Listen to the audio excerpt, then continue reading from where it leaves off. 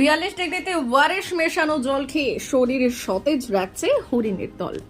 সর্বনেশে গ্রীষ্ম এসে বর্ষ শেষে রুদ্র রূপে আপন ঝোঁকে বিষম রোখে আগুন ফুঁকে ধরার চোখে। কবি সুকুমার রায়ের ছন্দই মিলছে আকাশে বাতাসে, পাল্লা দিয়ে বাড়ছে তাপমাত্রা, বইছে লু, কার্যত গৃহবন্দী আম জনতা।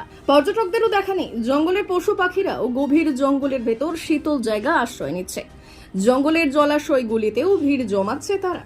কাঁকসার দেউলির সংরক্ষিত রিজার্ভের ভেতরে রয়েছে প্রায় 100 হরিণ, 500-র অধিক ময়ূর, একাধিক নীলগাই সজারু এবং বহু বিরল প্রাণী। বছরের অন্যান্য সময় সারাদিনই দেখা মেলে ওদের দেখতে পেয়ে আনন্দ উপভোগ করেন দূর দূরান্তের পর্যটকরাও। সূর্যের অস্ত গেলে হাতে গোনা কয়েকজন পর্যটককে দেখা গেলেও দাবদাহের মাঝে কোনো পর্যটককেই দেখা যাচ্ছে না। এই দাবদাহে অসুস্থ যাতে না হয়ে পড়ে বন্য জীবজন্তুরা, সেই জন্য বিশেষ পদক্ষেপ নেওয়া শুরু করেছে বর্ধমান বন বিভাগের দুর্গাপুর বনাঞ্চল।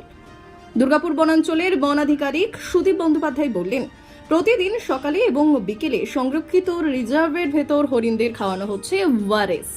দুপুরে দেওয়া হচ্ছে কাঁচা শাক সবজি, তরমুজ। বন দপ্তরের চিকিৎসকরা দিনে অন্তত একবার করে হরিণদের দেখভাল করছেন। জঙ্গলের ভেতর ডাল পাতার ছাউনি করে শীতল জায়গা তৈরি করা হয়েছে।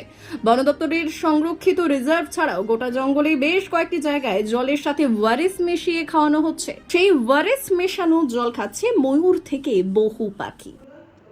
দেখুন, ওই প্রতি বছরের মতো এবছরও এই যে গরমের এই যে তীব্র দাবদাহটা চলছে, তা এই সময়তে আমাদের প্রতিবারই হরিণকে ওআরএস, নুনচিনি জল করে বা ওআরএস এই সমস্ত দেওয়া হয়।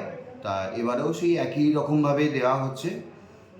দিনে দুবার করে ওদেরকে ওআরএসের জলগুলো খাওয়ানো হচ্ছে এবং বিভিন্ন জায়গায় আরও ওই যে ওয়াটার বডিজগুলো ছিল, সেই ওয়াটার বডিজগুলোতেও জল ভর্তি করা হয়েছে যাতে হরিণের জল খেতে কোনো অসুবিধা না হয়। এইভাবে হরিণকে সুস্থ রাখার জন্য আমরা প্রচেষ্টা চালিয়ে যাচ্ছি। শুধু মানে ওখানে তো হরিণ তো নেই দেউলে, হরিণ, ময়ূর, বিভিন্ন পশু পাখি সবারই জলের একটা এই সময়তে একটা আকাল বা টান রয়েছে, তো সেগুলোকেও যাতে সুস্থ রাখা যায় তার জন্য এই ব্যবস্থা। ব্যুরো রিপোর্ট, উত্তরের প্রহরী।